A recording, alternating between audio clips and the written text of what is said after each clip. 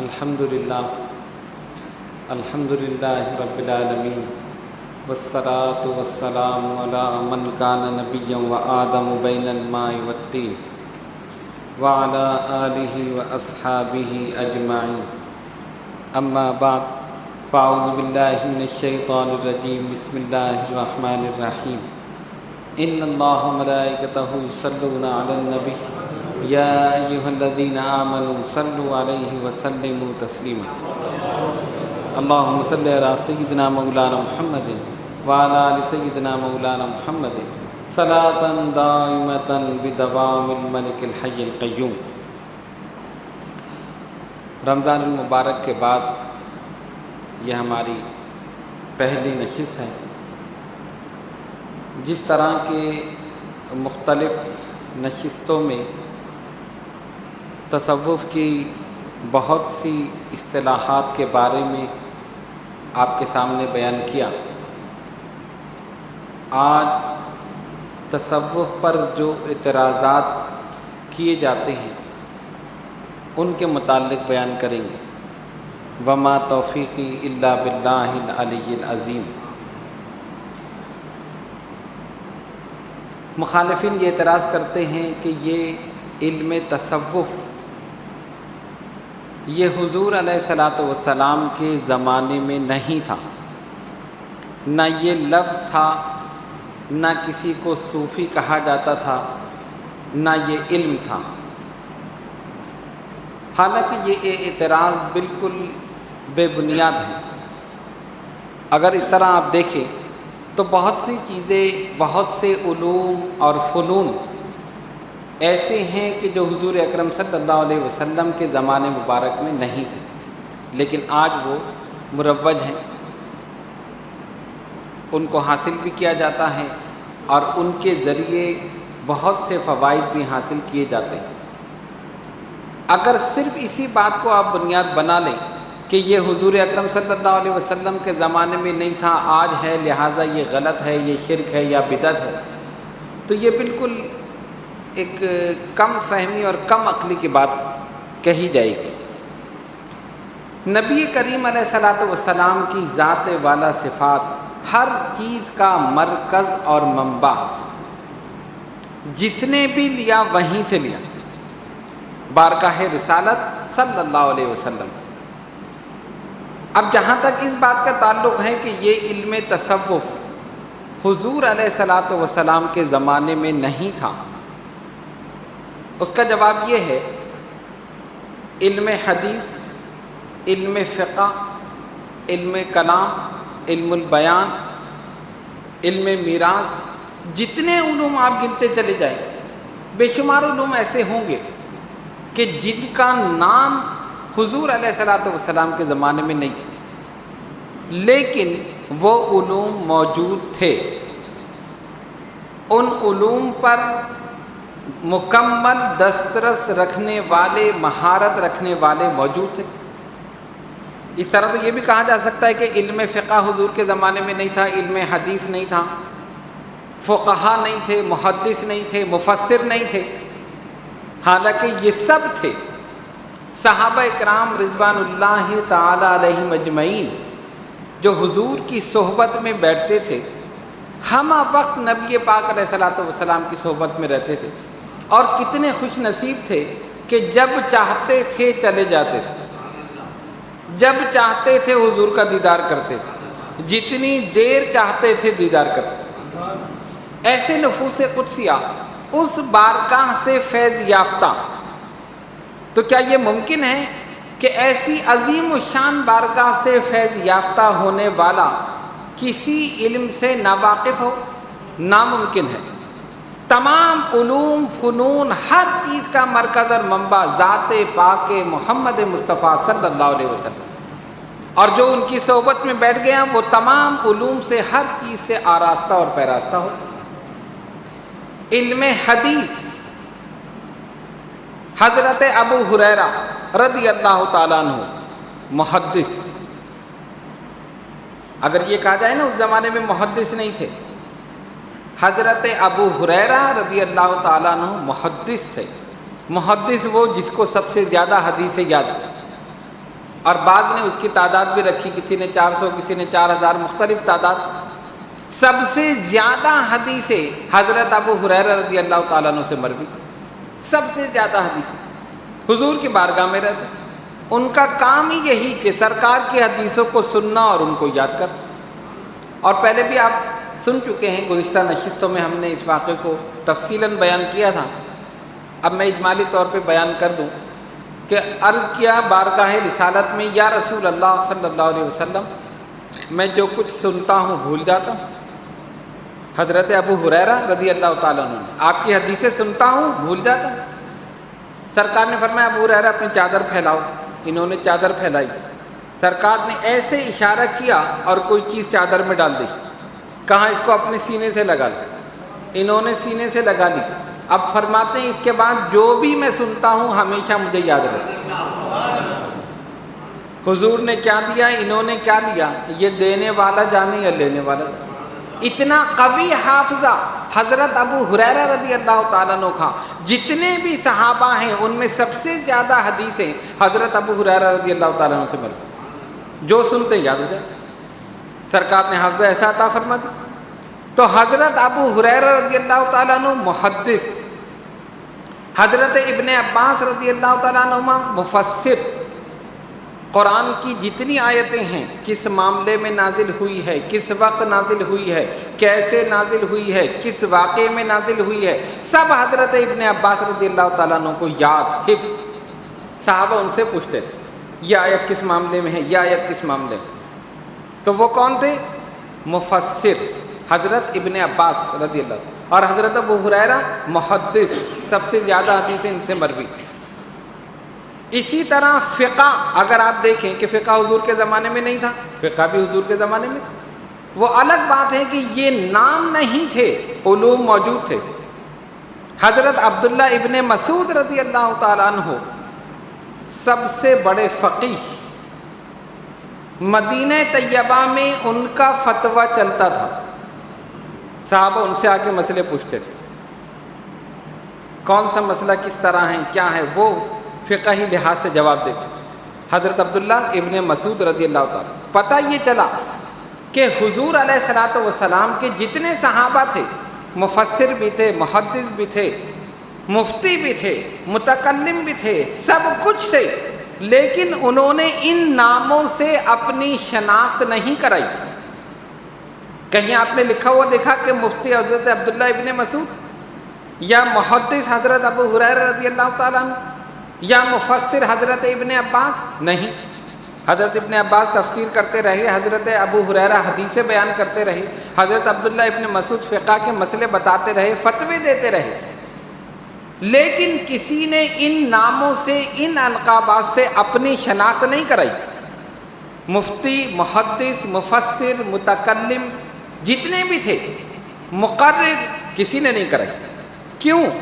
اس لیے نہیں کرائی کہ لفظ صحابی ایسا جامع لفظ تھا کہ جب لفظ صحابی کہہ دیا تو سب کچھ اس میں سما گیا، سب کچھ اس میں سما گیا۔ جب یہ کہہ دیا کہ یہ صحابی رسول ہے صلی اللہ علیہ وسلم، سننے والا سمجھ لے گا یہ مفتی بھی ہوگا، محدث بھی ہوگا، مفسر بھی ہوگا، صوفی بھی ہوگا، فقیہ بھی ہوگا، سب کچھ یہ ہوگا جب صحابی رسول صلی اللہ علیہ وسلم۔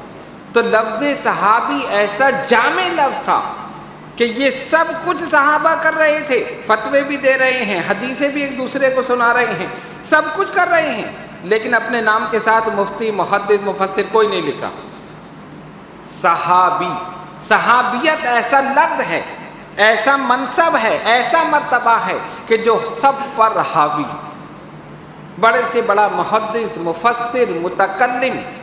اور اگر تصوف کی طرف چلے جائیں تو قطب، اقطاب، اغواث، غوث اعظم، کتنے ہی بڑے مرتبے پر کوئی انسان پہنچ جائے، صحابیت کے مرتبے کو نہیں پا سکتا۔ صحابیت کا ایسا مرتبہ ہے کہ انسان کتنی عبادت اور ریاضت کر لے، صحابی کے نالین پاک کے ذرے تک بھی نہیں پہنچ سکتا۔ صحابی کا یہ مقام۔ تو کہنے کا مقصد یہ تھا کہ یہ اعتراض کہ یہ علم تصوف یا تصوف کا نام یہ حضور علیہ الصلوۃ والسلام کے زمانے میں نہیں تھا، اب ہے، لہٰذا یہ بدعت ہے، یہ نئی چیز ہے، یہ غلط ہے۔ اب آپ نے سمجھ لیا نا، جتنے علوم ہیں، علم حدیث، علم فقہ اور دیگر علوم، علم تفسیر، یہ سب نبی پاک علیہ الصلوۃ والسلام کے زمانے میں موجود تھے۔ صحابہ ان کو جانتے تھے، ان علوم کو آگے پہنچاتے تھے، لیکن لفظ صحابی نے ان سب کو ڈھانپ لیا۔ جب صحابی کہہ دیا، ساری چیزیں اس کے اندر سما گئی۔ صوفیہ بھی تھے صحابہ، اصحاب صفہ کا چبوترا آج تک موجود ہے، جن کا مقصد یہی تھا زندگی کا کہ حضور کے چہرے کو دیکھنا، سرکار کے اعمال و افعال کو دیکھنا اور ویسا ہی عمل کرنا۔ گھر بار، کھانے پینے، کسی چیز کی ہوش نہیں، ہم وقت حضور کے بارگاہ میں موجود تھے۔ 70 صحابہ اصحاب صفہ پہ موجود، کچھ مل گیا تو کھا لیا، نہیں ملا تو نہیں کھایا۔ مرضی مولا از ہمارا، جو اللہ کی رضا وہی ہماری رضا۔ تو صوفیہ بھی تھے، لیکن کسی نے اپنے آپ کو صوفی نہیں کہا، کسی نے اپنے آپ کو محدث نہیں کہا، مفسر نہیں کہا، مفتی نہیں کہا۔ لفظ صحابی نے ہر چیز کو اپنے اندر سمو لیا۔ ٹھیک، یہ بات تو کلیئر ہو گئی۔ اب دوسری چیز کہتے ہیں کہ یہ صوفی کیوں کہا گیا؟ کہتے ہیں نا صوفیاء کرام، اولیاء کرام، بزرگان دین، اولیاء کاملین، یہ سارے القابات یہ حضور کے زمانے میں نہیں۔ ایک جواب تو یہی ہے کہ لفظ صحابی نے ہر چیز کو اپنے اندر سمو لیا۔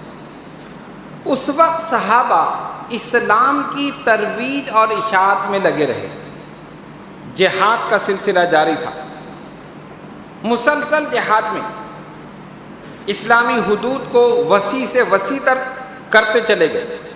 اور صرف یہی نہیں کہ جا کر ان کو ختم کر دیا، اپنی حدود کو آگے بڑھا دیا، نہیں، جو تلوار اٹھا کر سامنے آیا اس سے مقابلہ کیا ہے، جو نہیں آیا نہیں کیا۔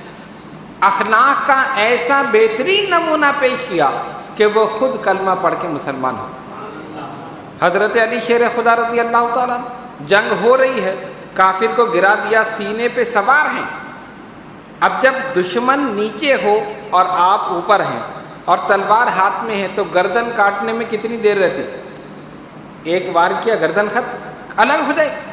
نہیں، قریب ہے کہ علی شیر خدا اس کی گردن تن سے جدا کر دیں کہ اس بدبخت نے آپ کے چہرے اندر پر تھوک دیا۔ حضرت علی شیر خدا رضی اللہ تعالیٰ عنہ کے چہرے مبارک پر فوراً اس کو چھوڑا، علیحدہ کھڑے ہوئے۔ وہ حیران، دشمن، میں نے تھوکا، آپ نے مجھے چھوڑ دیا، یہ کیا وجہ ہے؟ اگر کوئی تھوک دے تو غصہ آتا ہے نا، غصہ آنا ایک فطری چیز ہے، کوئی ہمارے اوپر تھوک دے یا کوئی برا بلا کہہ دے، غصہ آ جاتا ہے۔ اب سنو مولا کائنات کا جواب۔ کافر کہتا ہے علی آپ نے مجھے گرایا، میرے سینے پر سوار ہیں، قریب ہے کہ تلوار سے میرا سر تن سے جدا کر دے، میں نے تھوکا، آپ چھوڑ کر الگ کھڑے ہو گئے، وجہ کیا ہے؟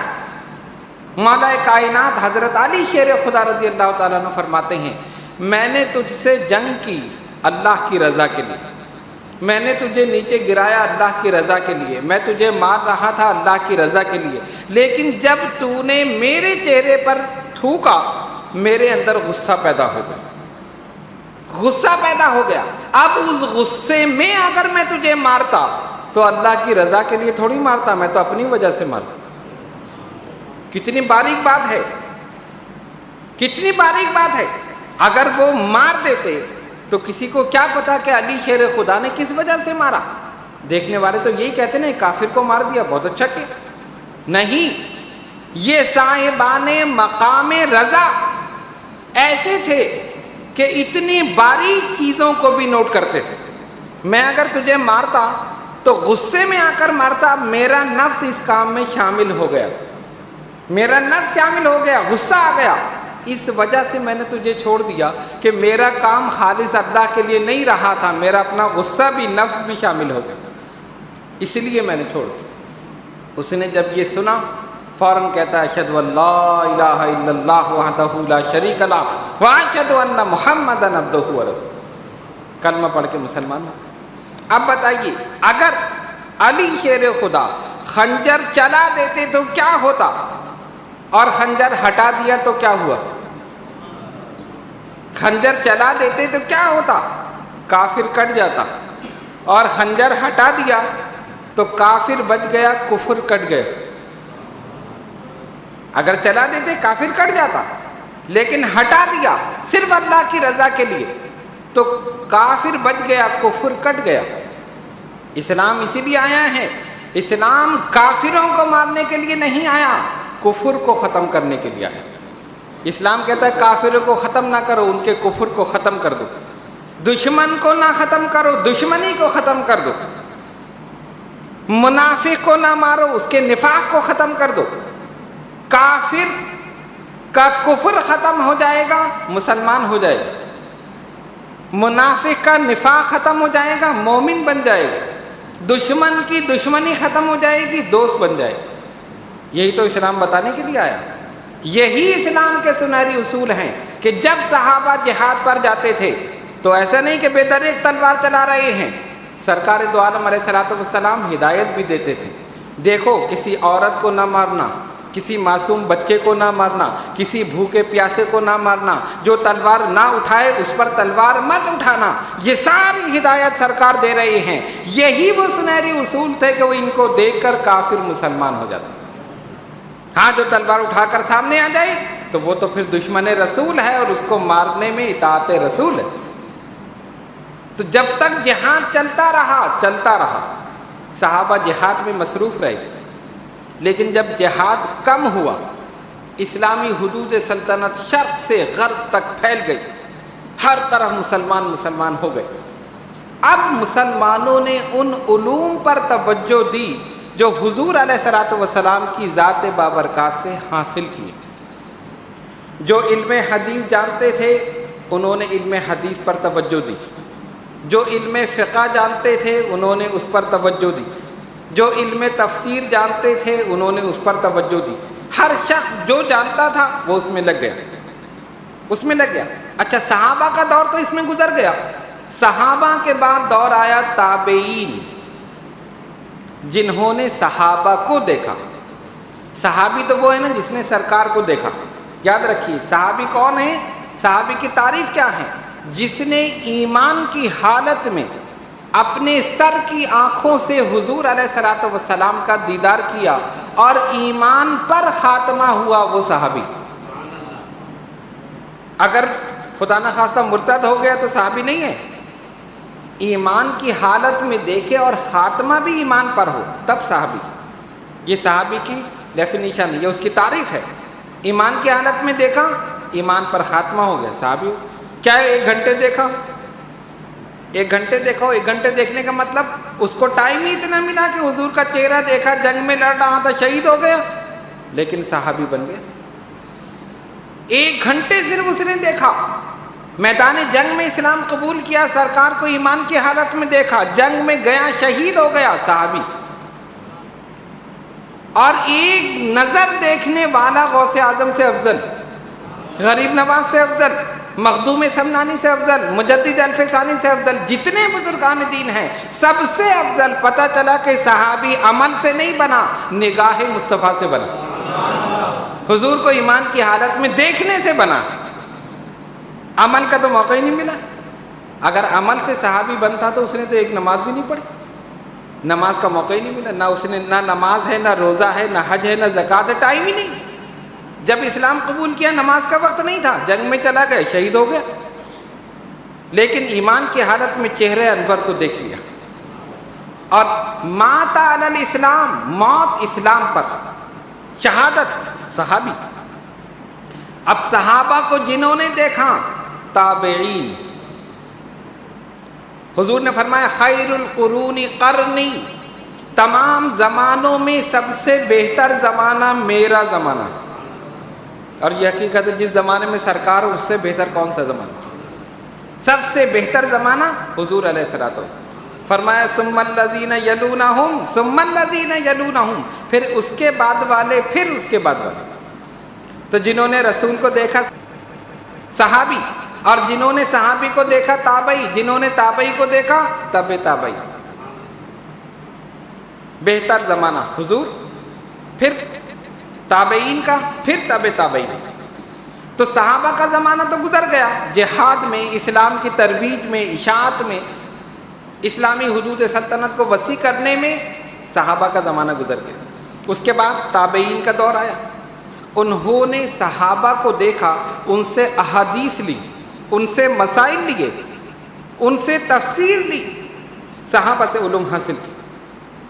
اب ہر شخص اس علوم کی تدوین میں لگ گیا، کوئی حدیث میں، کوئی تفسیر میں، کوئی فقہ میں.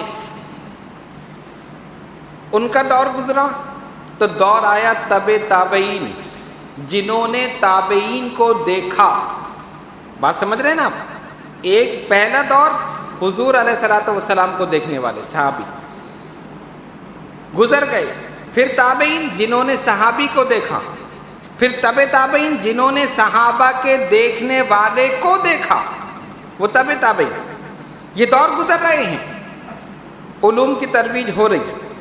اسی میں ایک جماعت ایسی بھی نظر آئی جس نے تزکیہ نفس اور تصفیہ قلب کو اپنا شعار بنا لیا، اور وہ جماعت ان بزرگان دین اولیاء کاملین کی جماعت. انہوں نے بھی سب کچھ بارگاہ رسالت صلی اللہ علیہ وسلم سے لی. اب یہ کہتے ہیں لفظ صوفی حضور کے دور میں نہیں تھا، ہم کہتے ہیں ہاں نہیں تھا. لفظ محدث بھی حضور کے دور میں نہیں تھا، مفسر بھی نہیں تھا، مفتی بھی نہیں تھا. یہ بات کے الفاظ ہیں. جس نے جس علم میں محنت کی وہ مفتی بن گیا، حدیث میں کی تو محدث بن گیا، فقہ میں تو مفتی بن گیا. جس علم میں محنت کی تو علم تصوف میں جس نے محنت کی وہ صوفی بن گیا. اب بزرگان دین نے لکھا کہ لفظ صوفی جو ہے یہ کب سے شروع ہوا. فرماتے ہیں کہ اس کے لفظ صوفی کہنے کی 3 وجوہات ہیں. 3 کتنی وجوہات؟ 3. پہلی وجہ تو یہ ہے کہ ان کا مطمع نظر، ان کا مقصد صفائے باطن ہے، اس لیے انہیں صوفی کہا گیا. بات سمجھ رہے ہیں؟ صفائے باطن، ایک ظاہر ہوتا ہے، ایک باطن. جیسے یہ ہمارے جسم کا ظاہر ہے اور دل باطن چھپا ہوا. جسم ظاہر ہے، دل چھپا ہوا ہے، باطن ہے. ان کا مطمع نظر مقصد صفائے باطن، دل کی صفائی، اس لیے ان کو صوفی کہا گیا. ایک تو یہ ہے صفائے باطن ان کو. دوسرا مقصد اور دوسری وجہ ان کو صوفی کہنے کی، یہ لباس وہ پہنتے تھے جو انبیاء اور بیشتر صحابہ پہنتے تھے. اون کا لباس، موٹا لباس، اس کو کہتے ہیں صوف. صوف کہتے ہیں، صوف کے معنی اون کا لباس یا موٹا لباس. تو اکثر انبیاء کرام ایسا لباس پہنتے تھے، بیشتر صحابہ بھی ایسا پہنتے تھے. تو ان بزرگان دین نے اس لباس کو اپنایا، اس وجہ سے بھی ان کو صوفی کہا گیا. 2 وجہ ہو گئی. اور تیسری وجہ کہ ان کو جو صوفی کہا گیا اس لیے کہ انہوں نے تمام چیزیں لی اصحاب صفہ سے. اصحاب صفہ سے مکاشفہ، مراقبہ، مجاہدہ، ریاضت، تقوی، پرہیزگاری، خشیت الہی، یہ سب اصحاب صفہ سے. وہی جماعت جو صفہ کے چبوترے پر بیٹھتی تھی، جو ان کا مقصد تھا، وہی صوفیاء کرام کا مقصد. تو صفہ سے صوفی، صفہ سے صوفی. تو یہ 3 وجوہات بزرگان دین نے بیان فرمائی صوفی کہلوانے کی اور لفظ صوفی کے وضع کی. اس وجہ سے یہ لفظ وضع ہوا اور بزرگان دین کو صوفی کہا گیا. اور وہ فرماتے ہیں کہ سب سے پہلے جن کو صوفی کہا گیا ابو ہاشم صوفی، جن کو سب سے پہلے صوفی کہا گیا، اور صوفی کا لفظ جن کے نام کے ساتھ استعمال ہوا وہ حضرت شیخ ابو ہاشم صوفی. 150 ہجری میں ان کا وصال ہوا. ابو ہاشم صوفی یہ لفظ ان کے نام کے ساتھ، اور اس کے بعد یہ سلسلہ چلتا رہا. بلکہ بعض بزرگان دین نے رسالہ قشیریہ میں امام ابو القاسم قشیری رحمۃ اللہ علیہ نے اور دیگر بزرگان دین نے اپنی اپنی کتابوں میں اس حکایت کو لکھا ہے. فرماتے ہیں کہ یہ لفظ جو ہے تابعین کے دور میں بھی رائج ہو گیا تھا. صوفی کا لفظ.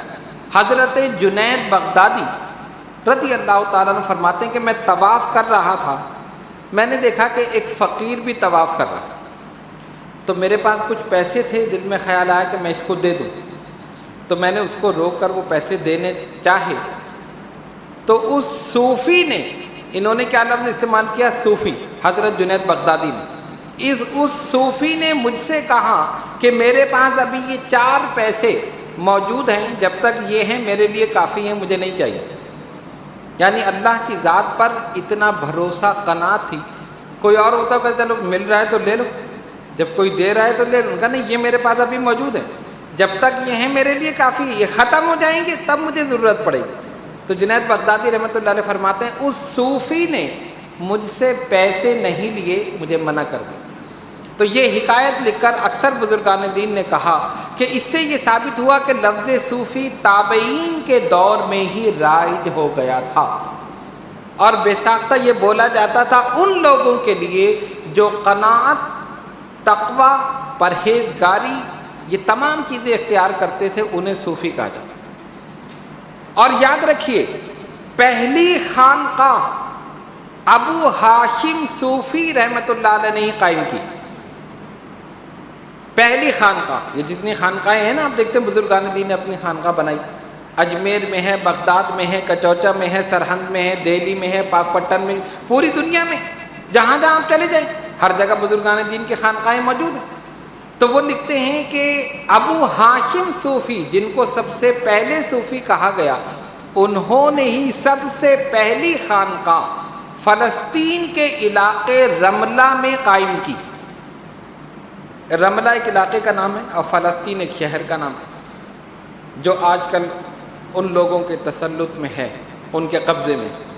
تو وہاں رملہ میں انہوں نے اپنی خانقاہ قائم کی, اور اس کا مقصد کیا تھا کہ لوگ آئیں, وہاں آ کر عبادت کریں, وہاں آ کر سکون حاصل کریں, وہاں آ کر اپنے قلب کا تزکیہ کریں اور نفس کا تصفیہ کریں, قلوب و اذہان کو تمام چیزوں سے پاک اور صاف کریں. یہ خانقاہ قائم کرنے کا مقصد. اور پھر لوگ آتے تھے, وہاں پر بیٹھتے تھے, ذکر اذکار کرتے تھے, اور اپنے قلب کو ان تمام چیزوں سے, ذکر اللہ سے, ذکر الہی, ذکر رسول اللہ صلی اللہ علیہ وسلم سے پاک اور صاف کرتے تھے. یہ ان کا مقصد تھا. تب آپ نے سمجھ لیا. یاد رکھیے گا, پہلے صوفی حضرت ابو ہاشم صوفی, ان جن کو سب سے پہلے صوفی کہا گیا, اور پہلی خانقاہ انہوں نے ہی قائم کی رملہ کے علاقے میں, جو فلسطین کے شہر میں موجود. اب پتہ نہیں اس وقت خانقاہ ہے یا نہیں, لیکن وہاں قائم کی انہوں نے سب سے پہلے. اب تیسری چیز, تصوف کی بنیاد کیا ہے. یہ جو لوگ اعتراض کرتے ہیں نا, کہتے ہیں یہ تو خالی جہالت ہے, اس کے مرید ہو جاؤ, جو پیر کہیں وہی کرو, پیر کہے کھڑے ہو جاؤ تو کھڑے ہو جاؤ, وہ کہے بیٹھ جاؤ تو بیٹھ جاؤ. یہ کیا طریقہ ہے؟ یہ تم نے پیر کو خدا سے بھی بڑھا دیا, نبی سے بھی بڑھا دیا. نبی کا حکم مانو, پیر کا حکم کیوں مان رہے ہو؟ یہ کیا چیز ہے؟ اس قسم کے اعتراضات کرتے ہیں. حضور کے زمانے میں لفظ تصوف نہیں تھا, صوفی نہیں تھے, خانقاہ نہیں تھی, کچھ بھی نہیں تھی. تو ہم کہتے ہیں حضور کے زمانے میں کالج بھی تو نہیں تھے, اسکول بھی تو نہیں تھے, ٹیوشن سینٹر بھی تو نہیں تھے, یہ کیوں بنا رہے ہو؟ جس طرح ظاہری علوم کے لیے تم نے یہ ساری چیزیں بنائی ہیں اور یہ جائز ہیں, ضروری ہیں, اسی طرح باطنی علوم کے لیے خانقاہوں کا وجود بھی ضروری ہے.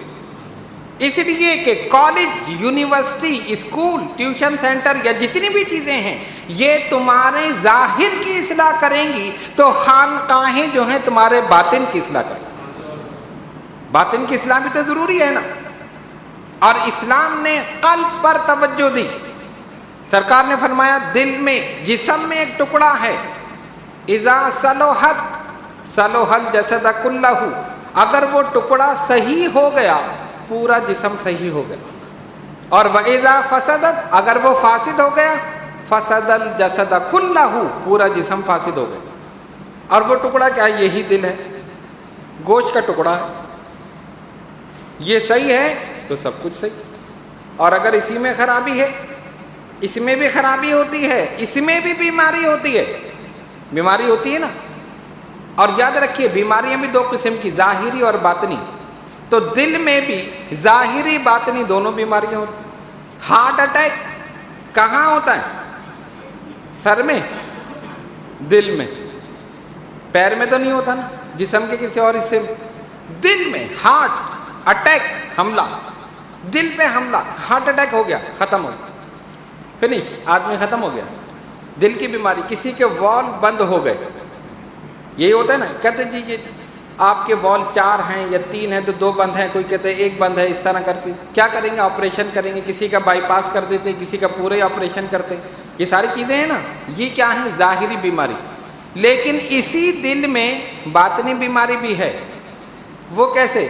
قرآن کہتا ہے فی قلوبہم مرض فزادہم اللہ مرضا، ان کے دلوں میں بیماری ہے، اللہ نے اس بیماری کو بڑھا دیا۔ کافروں کو کون سی بیماری تھی؟ کیا یہ جتنے کافر تھے مکے میں ان کو ہارٹ اٹیک ہوا تھا؟ نہیں، کفر کی بیماری تھی، نفاق کی بیماری تھی، دشمنی کی بیماری تھی، یہ ان کے دلوں میں، اس لیے کہ نفاق دل میں، کفر دل میں، دشمنی دل میں، ہر چیز دل میں، اور اسی طرح خلوص اور محبت وہ بھی دل میں، ایمان وہ بھی دل میں، ہر چیز دل میں۔ تو دل ایسا مرکزی حیثیت رکھتا ہے کہ ظاہری طور پر دیکھو تب بھی دل ہے اور باطنی طور پر دیکھو تب بھی دل ہے،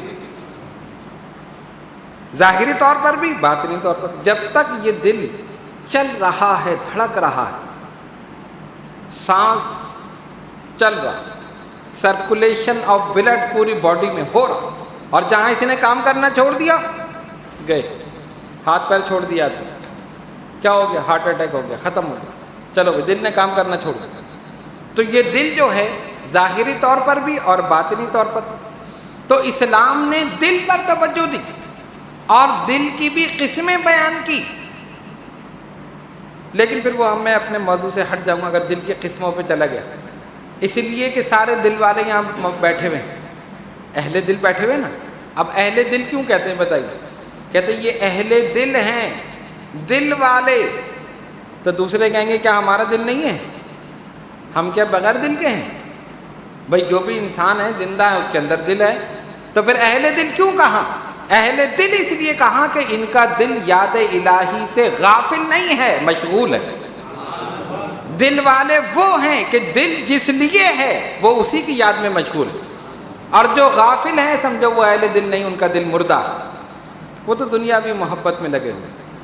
تو اس دل میں ایک ہی محبت رہ سکتی ہے، یا تو خالق کی یا مخلوق کی۔ ہم مخلوق کی محبت میں لگے رہے، اور یہ اللہ والے یہ اللہ کی محبت میں لگے، اپنے دل کو اللہ کی محبت میں معمور کر دیا، دل زندہ ہو۔ تو تصوف نے دل پر زور دیا۔ اب یہ کہتے ہیں اس کی بنیاد کیا ہے؟ یہ انہوں نے ایسے ہی بنا لیا، ایسا نہیں، اس کی بنیاد حدیث رسول پر ہے، اور وہ حدیث جبرائیل ہے۔ وہ بھی ہم گزشتہ نشستوں میں بیان کر چکے ہیں، میں اجمالی طور پہ بیان کر دوں۔ حضرت جبریل علیہ السلام تشریف لائے، سرکار کے سامنے بیٹھے، یا رسول اللہ صلی اللہ علیہ وسلم من ایمان یا رسول اللہ، ایمان کیا ہے؟ من اسلام یا رسول اللہ، اسلام کیا ہے؟ من احسان یا رسول اللہ، احسان کیا ہے؟ کتنے سوال کیے؟ 3، ایمان، اسلام اور احسان۔ صوفیہ کہتے ہیں تصوف کی بنیاد احسان پر، ایمان عقیدے کا نام، اسلام اطاعت اور فرما برداری کا نام، اور احسان کی تعریف سرکار نے یہ فرمائی۔ جب حضرت جبریل نے پوچھا، سرکار نے فرمایا احسان یہ ہے ان تعبد اللہ کأنک تراہ فإن لم تکن تراہ فإنہ یراک۔ احسان یہ ہے تو اللہ کی عبادت اس طرح کر کے تو خدا کو دیکھ رہا، ایسے عبادت کر، اور اگر تجھے یہ کیفیت حاصل نہیں کہ تو خدا کو دیکھے، فإنہ یرا، تو کم سے کم تیری یہ حالت ہو کہ وہ خدا مجھے دیکھ رہا۔ یہ تصوف کی بنیاد ہے۔ مفسرین نے لکھا، محدثین نے لکھا، بزرگان دین نے لکھا کہ بنیاد یہی ہے حدیث جبرائیل، اور اس میں احسان، یہ تصور، اللہ کی عبادت اس طرح کر کے تم خدا کو دیکھ رہے ہو۔ اب کہ ہم خدا کو کیسے دیکھیں؟ تو فوراً دوسرا جواب، اگر تمہیں کیفیت حاصل نہیں کہ تم خدا کو دیکھو، فَإِن لَمْ تَكُنْ تَرَى فَإِنَّهُ يَرَاكَ، کہ وہ خدا مجھے دیکھ رہا۔ اور یہ حالت اگر کسی کی ہو جائے کہ وہ خدا مجھے دیکھ رہا ہے، کبھی گناہ کے قریب نہیں جا سکتا۔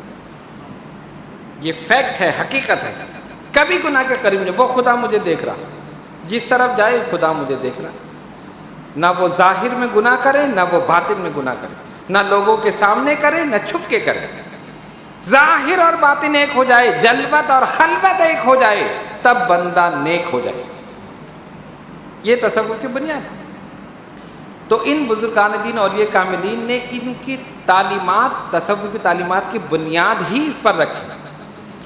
اب اس کی تعریفات اگر آپ دیکھیں تصوف کی، تو ہر ایک نے اپنے اپنے انداز میں کی۔ کسی نے کہا تصوف ایک علم ہے جس کا موضوع ذات و صفات باری تعالیٰ، کسی نے کہا برے اخلاق کو ترک کر دینا اور اچھے اخلاق کو اختیار کر لینے کا نام تصوف ہے۔ برے اخلاق کو ترک کر دینا اور بہترین، احسن، اچھے اخلاق کو اختیار کر لینا، یہی تصوف ہے۔ جس پر جو کیفیت وارد ہوئی، ہر ایک نے اپنے انداز میں تصوف کی تعریف کی۔ ان تمام تعریفات اگر ان کو جمع کیا جائے تو ایک بزرگ نے اپنی کتاب میں لکھا کہ ان کی تعداد 2000 تک ہے، 2000 جنہوں نے تصوف کی تعریفات بیان فرمائی اپنے اپنے انداز میں۔ لیکن آخر میں لکھتے ہیں اس کا لب لباب یہ ہے کہ اللہ تبارک و تعالیٰ کا قرب، اس کی معرفت حاصل کرنے کا نام تصوف ہے،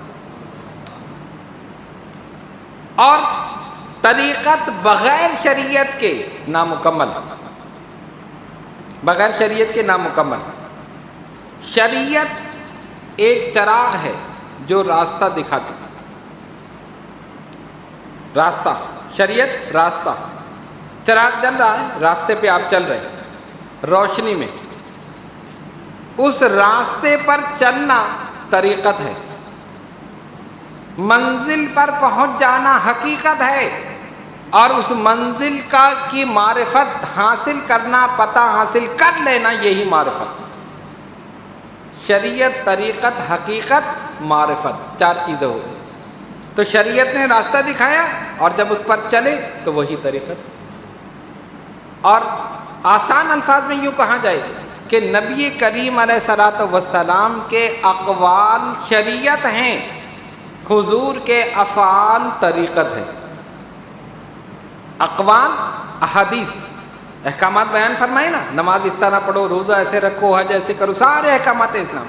تو حضور کے اقوال شریعت، اور جو کر کے بتایا افعال طریقت۔ دونوں چیزیں معلوم ہو گئی، اقوال بھی افعال بھی، اور دونوں کو ساتھ لے کر چلو گے تب کامیاب ہو۔ اگر اقوال کو لے لیا، افعال کو چھوڑ دیا، کامیاب نہیں۔ جب تک عمل نہیں تو کامیاب کیسے؟ ہاں، چیزوں کو پڑھ لیا، عمل نہیں کیا، رہ گئے۔ کامیابی اسی صورت میں ہے کہ شریعت بھی ہو، طریقت بھی، اور جب اس میں محنت کرو گے تو پھر حقیقت بھی اور آگے معرفت بھی۔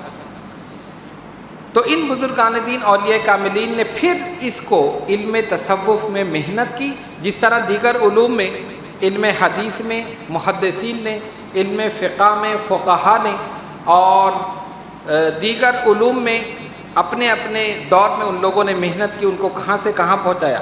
اسی طرح صوفیاء نے علم تصوف میں محنت کی، چلہ کشی کے طریقے رائج کیے، ایک ایک وظیفے کو دیکھا، اس کی زکوٰۃ کا طریقہ بیان فرمایا، چلہ کرنے کا طریقہ بیان فرمایا۔ غرض یہ کہ ان کا مقصد یہ تھا کہ کسی طرح قلب کو پاک اور صاف کر لیا جائے۔ اب کوئی اعتراض کر دے کہ حضور نے تو کسی کو چلہ نہیں کرایا، یہ بھی اعتراض ہے نا۔ جیسے تصوف پہ اعتراض کر دیا، حضور کے زمانے میں نہیں تھا، لفظ صوفی حضور کے زمانے میں نہیں تھا، کسی صحابی کو صوفی نہیں کہا گیا، کہتے ہیں آپ کیوں چلہ کر رہے ہیں، حضور نے کسی کو چلہ کرایا؟ ہم کہتے سنو، چلے کا مقصد کیا ہے؟ قلب کی صفائی، قلب کی صفائی۔ اس ذات کی تو شان یہ تھی کہ جس پر ایک نگاہ نبوت پڑ گئی ظاہر اور باطن دونوں پاک ہو گئے۔ چلے کی ضرورت ہی نہیں، ضرورت ہے؟ ایک نگاہ کرم پڑی، فاروق اعظم تلوار لے کر گئے اور عاشق بن کر واپس لوٹے۔ ایک نگاہ نبوت کی ضرورت، میں مار دوں گا، میں ختم کر دوں گا، مشیت ربانی مسکرا رہی ہے، عمر تم آگے چلو تو صحیح، میرے محبوب تک پہنچو تو صحیح۔ ایک نگاہ نبوت پڑے گی 40ویں مسلمان تو تم خود ہوگے۔ اب دیکھنے والوں نے دیکھا حضور کی ایک نگاہ نے سب کچھ پاک کر دیا، کفر کی سیاہی کو دور کر کے ایمان کی روشنی فاروق اعظم کے دل میں پیدا کر دی، اور ایسی روشنی پیدا کر دی کہ فرمایا عمر تم جہاں سے گزر جاتے ہو شیطان اپنا راستہ بدل لیتا ہے۔ لو کان نبی بعدی لکان عمر، میرے بعد کوئی نبی اگر ہوتا تو عمر ابن خطاب ہوتا، میری امت کا اگر کوئی محدث ہے تو عمر ابن خطاب۔ ایک نگاہ نبوت، تو وہاں تو ضرورت ہی نہیں، ضرورت تو اب ہے۔ اس لیے بزرگان دین نے یہ تمام چیزیں رائج کی۔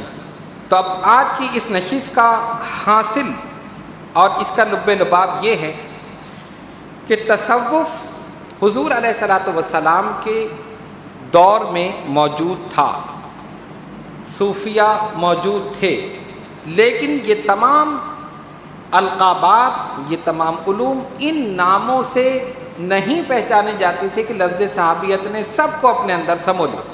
جیسے جیسے زمانہ گزرتا گیا، جس طرح دیگر علوم پہچانے گئے، اسی طرح علم تصوف پہچانا۔ صحابہ حضور علیہ الصلوۃ والسلام نے وہ چبوترا جس پہ 70 صحابہ بیٹھتے تھے، وہ بھی سارے صوفیہ میں سے تھے، جن کا مقصد ہی یہی تھا قلب کی صفائی، حضور کا دیدار کرنا، اسلام کو سمجھنا۔ بزرگان دین نے اسی چیز کو لے کر خانقاہیں بنا دی۔ خانقاہوں میں آ جاؤ، اپنے قلب کی صفائی کرو، سکون حاصل کرو، اطمینان حاصل کرو، اور یہ حقیقت ہے کہ آج جس خانقاہ میں پہنچ جاؤ تمہیں قلبی سکون حاصل ہو، اس لیے کہ ان کا تعلق بارگاہ رسالت صلی اللہ علیہ وسلم۔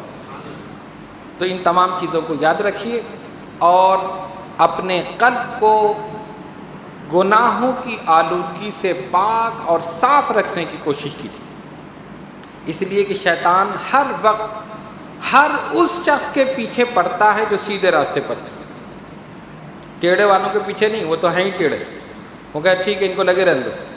جو اس طرف آئیں گے اور سیدھے راستے پر چلنے کی کوشش کریں گے چاروں طرف سے حملہ کریں، لیکن اگر آپ استقامت کے ساتھ اپنے معمولات پر قائم رہے پھر کبھی اس کا حملہ کارگر نہیں ہو سکتا انشاءاللہ تعالی۔ ان تمام چیزوں کو جو بیان کی جائیں ان کو یاد رکھیں تاکہ اگر کوئی آپ سے سوال کرے تو آپ اس میں جواب بھی دے سکتے ہیں۔ آئیے دعا کریں اللہ تبارک و تعالی جو کچھ بیان کیا اس کو اپنی بارگاہ میں منظور و مقبول فرما۔ یا اللہ اس میں کسی قسم کی غلطی ہو تو نبی کریم صلی اللہ علیہ وسلم کے صدقہ و توفیل اسے معاف فرما۔ یا اللہ جو بیمار ہیں انہیں شفائے کامل عطا فرما، جو کسی پریشانی میں مبتلا ہیں ان کی پریشانیوں کو دور کرنا، جو قرض دار ہیں انہیں بارہ قرض سے دوشی فرما، جو بے اولاد ہیں انہیں نیک اولاد عطا فرما، جو صاحب اولاد ہیں ان کی اولاد کو ان کا فرما بردار۔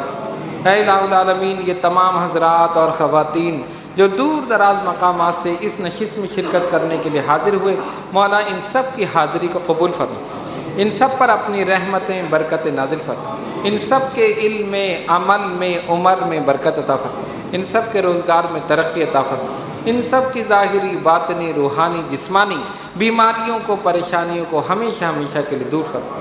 ان اللہ و ملائکتہ یصلون علی النبی یا ایھا الذین آمنوا صلوا علیہ وسلموا تسلیما۔ اللہم صلی علی سیدنا مولانا محمد وعلی آل سیدنا مولانا محمد صلاۃ دائمۃ بدوام الملک الحی القیوم۔ سبحان ربک رب العزۃ عما یصفون وسلام علی المرسلین والحمد للہ رب العالمین۔